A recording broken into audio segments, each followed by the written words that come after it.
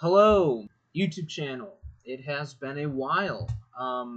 1 year by my count. And I just wanted to talk a bit about a very cool fact that I discovered a bit ago. And I don't know, I talked to some people and no one really knew. If they knew about it, they didn't know the background. So obviously you saw the title.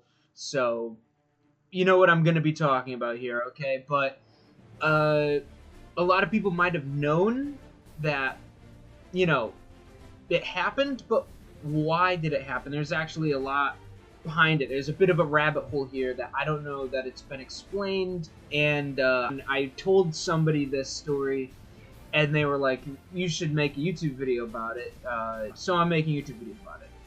Anyway, going into the most recent movie, I'd heard that one was especially bad, so my expectations were low. Now, I did enjoy it. I thought it was pretty good. Not as good as the previous ones, but not, like, bad. Not 30 out of 100 bad. Like, I thought it was good. It's fun. I mean, this isn't supposed to be Godfather or anything. It's Pirates of the freaking Caribbean, alright? They're gonna sail around, they're gonna shoot people. That's, what I'm looking for. What I was not expecting was about halfway, 3/4 through it, Jack Sparrow, character of the movie, he's about to be sentenced to death. When he gets down to the prison, I hear a pirate singing a song. It took me a few seconds to, like, know what the song was, but, like, I knew that I knew it. I was like, where do I know that song from? I'm like, the song's really familiar. And then, like, as soon as I realized that's Maggie May, it's an old, like, British, Liverpoolian port song that, like, sailors would sing in the 20th century, or late 19th century. Way later than Pirates of the Caribbean takes place in the 1700s, early 1800s. So I'm like, it's a little out of place here. As soon as I'm having these initial thoughts, it is revealed to me that the person singing the song is Paul McCartney. Hold on, stop. Ken? Uncle Jack! Jackie boy! And then it immediately makes sense, because Maggie May is a song that has been a part of Paul McCartney's life, and musically, like the Beatles, before they were even the Beatles, that was a song they played back when they were the Quarrymen, which was John Lennon's first group he was in with Paul McCartney.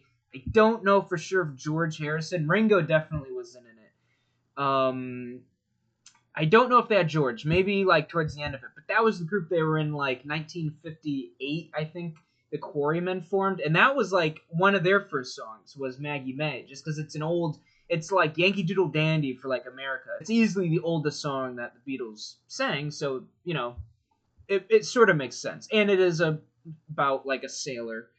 So I paused it when I saw Paul McCartney, and I immediately had to look up, because I'm like, there's a bigger story here, all right? Paul McCartney doesn't just wander onto the set of Pirates of the Caribbean 5, mind you. Like, what the hell happened here? What is this man doing on this movie set? It actually goes back to Pirates of the Caribbean 3 at World's End, okay?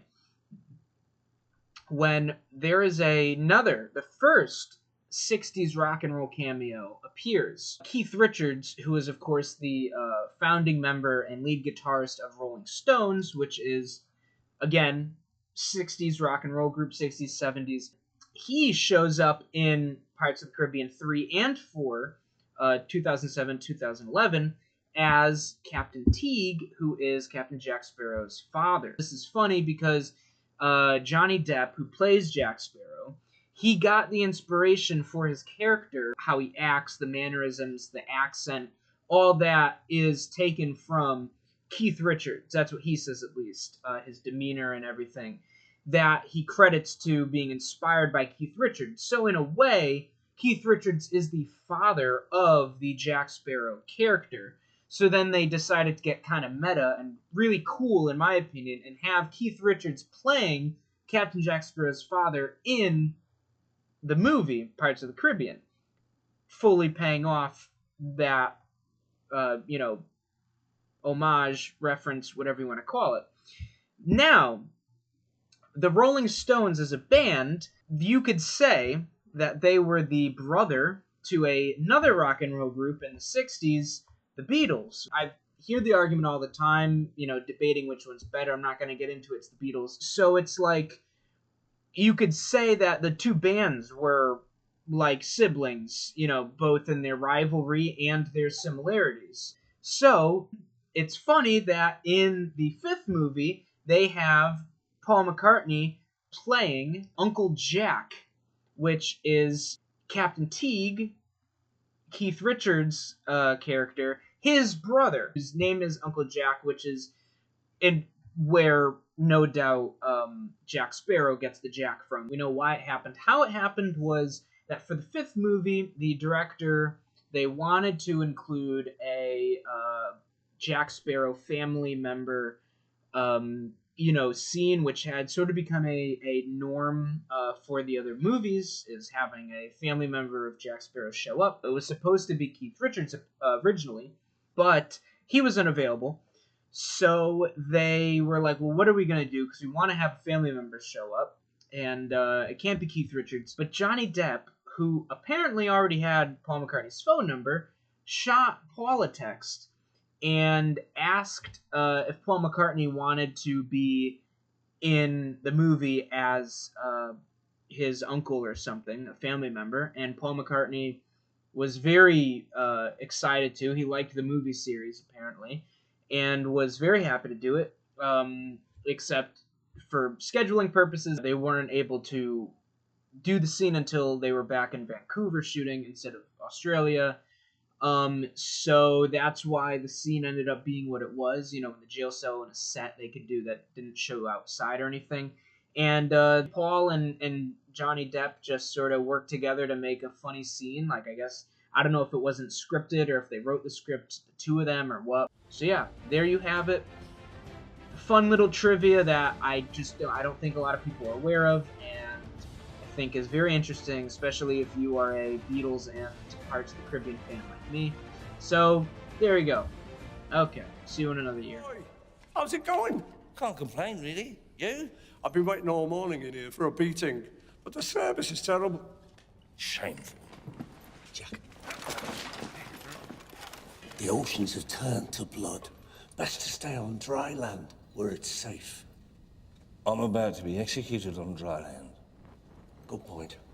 Did I ever tell you the one about the skeleton? Yes, you have many times. Skeleton goes into a bar, orders a beer and a mop. Funny as ever. Come on, let's go.